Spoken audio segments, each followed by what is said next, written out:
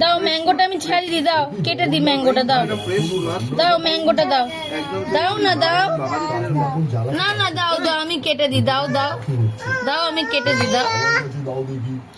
খা না, ওকে নিয়ে নিচে বসিয়ে দাও একটু।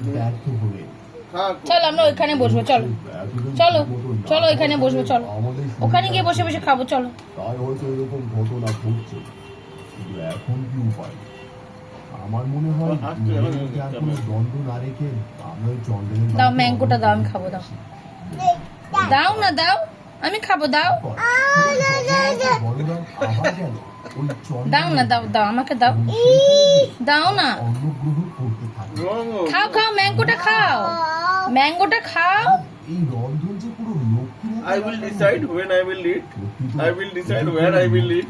হাতের মতো রান্না। খুব খুব করে এখানে বসেই আমি খাবো কার্টুন দেখতে দেখতে। লক্ষ্মীমাতার কাছে আমাদের ক্ষমা চাওয়া উচিত। হ্যাঁ দাদা। পেস্ট খাবে, পেস্ট ম্যাঙ্গো। তারপর বলরাম ও জগন্নাথ অন্নগ্রহণ করে সেখান থেকে উঠে লক্ষ্মী মাতার কাছে ক্ষমা চাইলেন।